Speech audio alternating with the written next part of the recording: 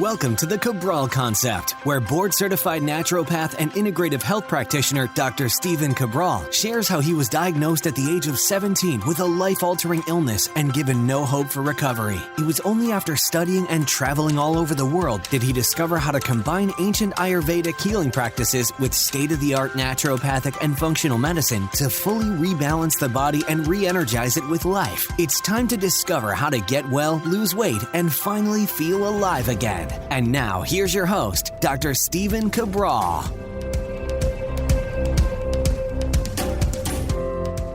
Hi, everyone, and welcome back to the Cabral HouseCalls, our weekend edition of the Cabral Concept, where we answer your questions, our community's questions, every Saturday and every Sunday. I hope you've been tuning in the past. If you haven't, you can always go back to stephencabral.com/podcasts and go check out all the previous shows where we've answered thousands upon thousands of questions from our community. And I look forward to doing the same today. All the questions are based on wellness, weight loss, anti-aging, health coaching, exercise, you name it, anything to do with our health, mind, and body. We love tackling those topics. And of course, if I ever don't have a particular insight or experience or answer to your question, I will refer you to where to find that answer. So I just want to be of service in some way. I think that by doing these house calls, I get to share with you 20 plus years of experience, over 250,000 private client appointments, and everything that we've learned through those trials. So let's get started. Today is episode 1695. If you want to follow along, simply go to stephencabral.com/1695, and you can read all of the questions here today from our community. All right, the first question is from Mo. Mo's question came in on August 27th. So if I'm looking at my giant document here, it looks like we are now only about 4 weeks behind. So that's the best that we've ever done. We're caught up now to 4 weeks. So that's pretty great. It's usually around 6 to 8 weeks. So just keep in mind, if you wrote in before August 27th, most likely then your question's already been answered. All right. So Mo's up. Hi, Dr. Cabral. Mo here again. I just want to start by telling you that I do not think you have any clue how much of an impact you have made in my immediate family in the world. You are one of my idols, and I'm so grateful for having been introduced to you. Thank you for all you do. It is truly needed in the world, especially these days. Thank you, Mo. I just want to stop and say, every time someone writes in and they share a success story or they share kind words like Mo just did, it really means a lot to me. And this is certainly a labor of love, trying to bring you content on a daily basis. It's something that I love doing, and it's always nice to hear that it is helping some people out there. So thank you, Mo. I appreciate you. And Mo's question is this. This is something that has been confusing me for nearly a decade, and no one has been able to give me a proper answer. I've used multiple smartwatches to calculate my BMR, which is basal metabolic rate for everyone out there, and have counted my macros numerous times of my life and seem to understand how this works in my body. I'm 6'3", 185 to 190, typically around 4 to 8% body fat, Pitta-Vatta, do 3 days a week, full body interval training, 2 days light cardio. I average about 3,800 calories burned on light days and 4,500 on full body training days, and can't seem to eat more than 2,500 calories unless I do a cheat or flex meal. How is that my body can burn more calories nearly every single day of the week than it takes in, and I'm not catabolic? I feel completely amazing, especially since following a lot of your protocols and daily routines. I'm not trying to put on muscle or get any bigger, but I'm just curious what your thoughts are. Thank you, Mo. All right, so let's answer this question. First, I need to understand it better. Let me see this. You're 6'3", 185, 190. You're 4 to 8% body fat. So it obviously seems like you're doing well, if not teetering a little bit on catabolic. So you said you're not teetering on catabolic, yet you are, because you're 4 to 8% body fat. And I don't mean that in a negative way, but certainly anybody that's single-digit body fat is teetering then on catabolic because there's just not a lot of reserves there. Your body's constantly burning through instead of building back up. So you do 3 days a week of interval training, 2 days of light cardio, and you average about 3,800 calories burned on light days and 45 on full body training days. Okay, so you're burning an extra 700 calories on full body training days. Yeah, that very well might be possible. I think the stats might be a bit skewed. For you to burn 4,500 calories in a day in terms of your resting metabolic rate, and then your activity level seems very high. Very high. Now, it's certainly possible. There's no doubt about that. But you also don't weigh that much. I mean, 185 to 190 is not like you weigh 230 pounds, where that might be a little bit more normal. I know you're a Pitta-Vatta, but the calculators don't really take that into consideration, your body type. They're looking at age and your activity. And for you, listen, I get it. You must be walking around a lot too. You must be getting 12,000 steps, because if not, you're not burning more than 3,000 to 3,500 calories a day. I can tell you that for sure, unless you're also very active besides your exercise. So let's get right down to it. Basically, you're eating 2,500 calories a day, and you're burning at least 1,000 calories more, if not 2,000 calories more. And how are you not losing more muscle, all of these different things? Well, there is an answer to that, and I just want you to know that. Now, your body is still at its set point. So meaning that your body, because it knows how active you are, is still producing the proper amount of hormones to keep your body at that, meaning testosterone, DHEA, regulated amounts of cortisol, proper amounts of thyroid. Your blood sugar is probably pretty balanced. Hopefully you're getting enough sleep. That's what it seems like. And the other thing is that your body's increasing protein synthesis so that every calorie that you do eat is being used to a greater degree. There's certainly not surplus, right? So your body's not putting on any body fat, not at 4 or 8%. But the truth is your body is in a catabolic state. You won't be able to do this forever. I don't know how old you are, but certainly when you're 55 years old, 60 years old, it's just not going to happen. Cortisol and dopamine, and it sounds like you're a hard charger type of person. That's pushing you through in terms of energy and get up and go. But I would be careful eating only 2,500 calories. And also, I don't know, you can't eat more than 2,500 calories unless you do a cheat meal, flex meal. I don't understand why you're not able to eat more than 2,500 calories a day. I would look at digestive-based issues. I really would. Because, you just, again, 4 tablespoons of fat at a meal is 500 calories. So I think there's more to this equation. I can't kind of keep going on now because I've been chatting about this for now 5 minutes or so, but there's something missing. There's a digestive issue component potentially where you're getting full too soon. And if you're burning 3,500 calories a day, why not eat 3,500 calories a day? You're already at single digit body fat. Your weight's not going to change. You're going to be at your kind of homeostatic point. So that's what I would look at. Hopefully that was helpful, Mo. I apologize. I don't think I truly understood the full question. Imogen. IMOGEN. Hi there. Thank you for everything that you do. I'm currently reading your book, The Rain Barrel Effect, and I'm learning so much. What is your opinion on camel's milk? I searched it up on your podcast, but there were no results. Would it be similar to goat's milk, or would you avoid it like cow's dairy? I never tried it, though, so just not sure what it tastes like. All right. So, you know what? Here's the thing. I have tried camel's milk. Do I have access to it? No. Have I tried it a lot? No. Have I used it as a supplement? No. But here's the thing. I'm doing more and more research on camel's milk. And do I think it's going to be a panacea for all sorts of different things? No, I don't. But there's something to it. And they're actually using it in mice studies right now that I've researched. It's obviously been used in the Middle East as a food for many, many years.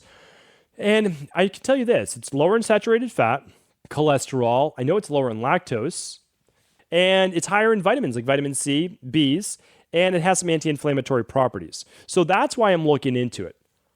A little sip of water here, but I want to share with you this. So similar taste, not dissimilar to cow's milk, I would say. Definitely, has that creamy consistency, but and healthier than cow's milk. I don't think there's too much unhealthier than cow's milk to be truthful. Now, to be fair, if you were drinking, certain type of cow, their milk, raw, I'm not going to get into that. I don't want to draw straws here. I think you'd be better off. I just think that most people are better served with goat or sheep-based milk if they really want some type of milk or cheese. And they should run a food sensitivity test first. We don't have camel milk on our food sensitivity test, but it is worth looking into. Do I think anybody needs to drink camel's milk? I do not. Will I follow up on a Friday review with more research on camel's milk? I will, but I haven't done my full research on it yet. So, and because I really look at it from both sides. People have to understand when I do my research, I look at all the negatives, and then I try to all the positives, and the positives do have to be backed by, thousands of years of anecdotal is good too, but also science-based research as well. So what I would say is this. I think there's promise to it, but I think it needs to be raw, like it does for the benefits of most other types of milk. So Imogen, hopefully that helped. James is up next. Hi, Mentor Cabral. I have messaged you a few times during my bodybuilding bulk and cut. Thanks for your previous advice. I'm currently in the cutting phase, and my question is, once I come out of my cutting phase, I obviously want to retain all the muscle I have built for as long as possible, basically the remainder of my life. My predicament, though, is that I do not want to constantly worry about if I have consumed 0.8 to 1 grams of protein per pound of body weight, and I don't worry about eating at maintenance every day. Will my body adjust to this newfound muscle, and will I retain my muscle naturally just through regular strength training and just eating intuitively? Or will I still have to make sure that I'm eating at maintenance and getting lots of protein?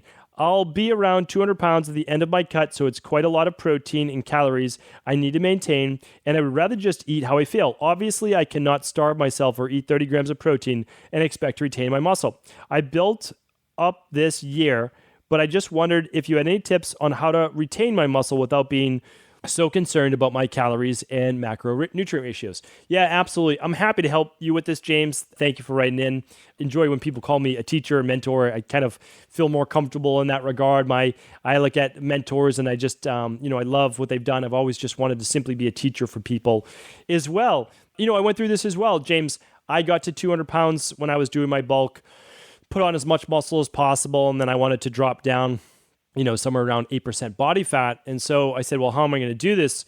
And there's tried and true way to do that. Now, the problem is that I've done it multiple times. I've done it wrong multiple times. I went back to just, the regular eating and I lost a lot of muscle. I also got away from heavy lifting and then I lost a lot of muscle.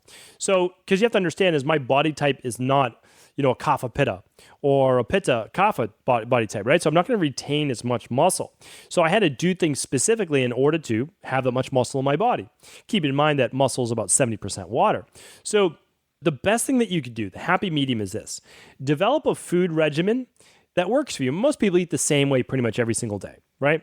So if you need, let's just say you're getting 120 grams of protein per day. All right. Now, again, my protein was ridiculous when I got to that size. I don't want to even talk about that on the podcast here. That was not health-based, right? I was doing it because I wanted to look a certain way, not necessarily health-based. But let's say it's at 120, and let's say you're doing 4 meals a day instead of 3. All right. Well, that's easy enough, right? We can just say 30 grams of protein per meal times 4 meals. So, that's, again, straightforward. And then you'll want to make sure you get enough fat, and then you'll adjust your carbs based on your body fat percentage. So again, this is pretty straightforward bodybuilding stuff. But one of the ways that I've always seen it work really well is to increase your light cardio and not drop your calories. So I was actually able to get quite lean but maintain the fullness of my muscles by increasing my cardio, aerobic-based cardio, believe it or not, and that enabled me to keep my food up, which kept my muscles more full. So that worked really well for me, and it works well for a lot of lean bodybuilders, meaning like bodybuilders that are more hard gainers have trouble putting on size. So that's always worked really well for me. And then, of course, I just adjusted my starchy carbs, mainly at dinner and after dinner, as I used to eat 6-7 meals a day. I would drink a shake right before bed, like, again, not healthy stuff. And that really worked. So that's what I would do. But no, if you're more of a Vata-based body type, you can't go back to dropping down your protein and carbs, and you can't drop your heavy training because you will lose muscle. So the thing is, I did that, but I chose to do it, right? So I weigh about 167 pounds or so now. That's about 30 pounds away from where I was when I was at my biggest. But I maintain close to single-digit body fat now. I feel light. I feel lean. I feel fast. I'm able to do my workouts. I'm able to run. I'm able to play soccer in the backyard with my girls. It's not difficult for me to walk up a flight of stairs like it used to be. So there's pros and cons. No, I'm not as big, but I'm okay with that. So it's just, but in my 20s, I wanted to have, 17, 18-inch arms. And that was just what I wanted. So we all go through phases in life, and it's all good. Every phase is good. You can learn from it and then you move on. And I've decided that I'm good with where I am right now. I'm happy. So that's what matters. All right. Thank you for writing in. Sam's up next. Hi, Dr. Cabral. I take the daily foundational protocol level 3, but I've also added some Triphala. Do you think this is a bad idea to take Triphala every day?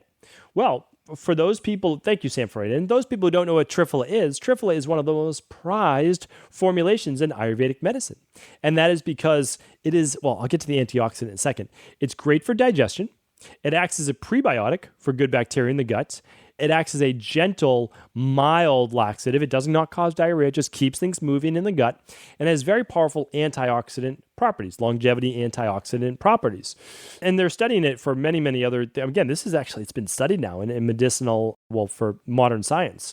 But what I would share with you is this, is that the only time I would say you might not want to use it is on the CBO protocol, or where you're trying to remove excess bacteria or yeast overgrowth, etc., because Triphala is a great prebiotic, right? It's why we remove honey as well. Not honey's bad. It's just like at the certain 12-week phase where you're doing it, you may want to remove it. Believe it or not, we actually have Triphala in our FM detox as part of the equilibrium detox. And why would it be in there? Well, it also works as a detoxifying agent. So it's a pretty remarkable formula. It stands for 3 fruits. So in Ayurveda, Triphala is 3 fruits, and it's the amalaki, which is, the amla, it's amazing, it really is. So when I was over there, I could pick fresh amla. It was pretty amazing. I was over at the right time of the year for the season. Bibiteki and harataki are the 3 types of fruit, all included inside of the Triphala, and they can actually all be used individually, some for cholesterol, some for anti-aging, some for this, some for that, but really Triphala is how it's meant to be used as the one formula. It's great to take on an empty stomach first thing in the morning, but you can also take 2 to 3 capsules after each meal if you need to for constipation, other issues like that. So many different uses for it, and I'm a fan. So hopefully that helps, Sam, and yes, you can take it every day if you choose to. Bettina is up next. Dear Stephen Cabral, thank you for your great podcast and for sharing all of your knowledge. I truly appreciate it. Thanks, Bettina. I have a question regarding smoothies with frozen berries. The Danish Veterinary and Food Administration advice that all frozen berries should be cooked, I think it's supposed to be should be cooked, are at a high heat for 1 minute before consuming. This is because of a possible link between hepatitis A and frozen berries. I drink smoothies every day with frozen berries, so I would love to know your thoughts on this. Best regards, Bettina. All right. So, on the podcast, we can't provide medical advice. We can't diagnose anyone. We can't treat anyone. We can't cure anything, right? That's FDA regulation. So we're playing by the rules. So I can't give you medical advice on this. Understood. It is possible, although I don't know if there have been any cases yet, but it is possible that berries are contaminated with, I believe, feces. It could be. And then you could get hepatitis A. So there is that possibility, right? So they're saying, well, if you cook at a high heat berries for 1 minute, well, then that would kill the hepatitis A virus. And so I would say, well, that's true, because freezing it does not kill it. Do I do that? I personally do not do that. I don't. I just make berries for my frozen berries for my family, because I also want the benefits of the raw berries. But I understand that if you would, and I don't think it's bad. I did a podcast on fresh versus frozen versus cooked produce. I hope that you go back, you listen to that show, you'll understand that there's actually benefits to all of them. I prefer to keep mine frozen. That's what I do. I buy organic fruit. I hope that it's a little cleaner. I buy wild berries. I hope that it's cleaner. And that's what I do. There's a lot to be worried about in the world, and that is one that I'm not bringing into my world as a concern. But that doesn't mean that you shouldn't, okay? So hopefully that was helpful. Larissa's up next. Hi, Dr. Cabral. I'm an IHP and so grateful for all of your guidance and everything you do for the community. I have a couple of questions. What are your thoughts on taurine? Do you feel this is something that vegans should supplement with after fine-tuning foundational things after using data from the Big 5 labs? What are your thoughts on magnesium threonate compared to other forms of magnesium? Many people feel this is an exceptional form for people with anxiety and depression because it can more easily cross the blood-brain barrier. Thank you for sharing all of your wisdom and experience. All right. Thank you, Larissa, for writing in. You have 2 questions in there. Taurine, do I think it's important for vegans? Well, I think it's important for everyone, but I don't know that I would supplement it individually because I don't. Like, my dog is on taurine right now. A lot of you know that my dog ended up getting heavy metal poisoning, unbeknownst to us. And so we have him on his own dog detox, believe it or not.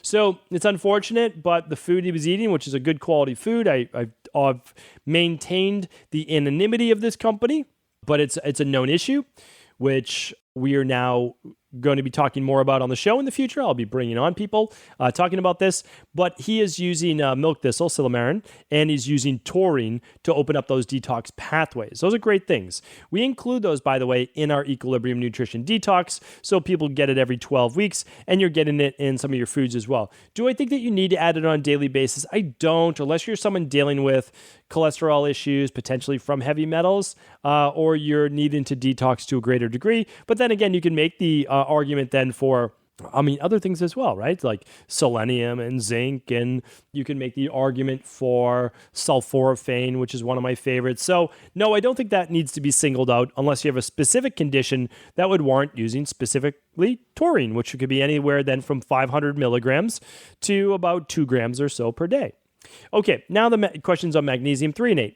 Well, I've experimented with magnesium threonate. There seems to be some pretty good research. I believe magnesium with threonate was actually developed in a lab about a mile down the street from me at MIT, Mass Institute of Technology, to better pass the blood-brain barrier. So I've been using in my practice for many years the full spectrum magnesium, which is 3 forms of magnesium. We've got the lysate, the glycinate, and the chelated-based forms of it. And I've gotten great results with that because people process magnesium differently in their body, and also different chelated forms of magnesium do different things in the body. For energy, the last one in there was malate, which is great for energy in the Krebs cycle, great for the mitochondria. And then we've got glycinate, which we know is great for the absorption and for the nervous system. And I use it with people. Again, we're not treating any disease, but they come in with anxiety and all that. I've gotten great results with it. I've experimented with some threonate. It hasn't been the product for me. I just haven't seen a need for it. But if you're someone that wants to use it, I see no reason not to. I don't think it's a bad product at all. So what I would say is, use the full spectrum magnesium. Use that for 6 to 12 weeks. Really got to give it, 8 to 12 weeks. Let it sink in. Find an exact dosage that works for you. A lot of people find the 300 to 600 milligrams at a good dosage. Most of it taken the second half of the day because it kind of calms the nervous system. Definitely, at dinner time. And then use the same dosage, if you'd like, of a threonate, magnesium threonate, and see if you get the same results or better results. And so I think in that way, that type of individual variable experiential difference is good for individuals. You just can only change that one variable, which would be the form of magnesium. So that was a great question, Larissa. Again, I haven't seen the need in my practice. It doesn't mean that other people can't benefit greatly from it. I always keep an open mind. And there is research showing that it helps to pass that blood-brain barrier. But again, so do a lot of the other ones, right? It's like magnesium, carbonate, no, not as much. What's that used for? Well, it's used for it's used for an alkaline-based substance, like an alkalizing vitamin C. So there's all different ways to use these products. And I would say simply find the one that works best for you. That's what orthomolecular medicine is all about. Find the right product, find the right dosage, and you'll get results from it. So thank you, everyone, for writing in today. I appreciate you. Thanks so much for all of your shares, your likes, your subscribes. It means the world to me. It helps us spread the mission that much more. And of course, if this show is helpful, please do feel free to share it with anyone else you believe it could serve. Did you know that the body really only becomes sick or imbalanced in only 2 ways? Over time, you become deficient in vital nutrients, and you also accumulate toxins internally and from the environment.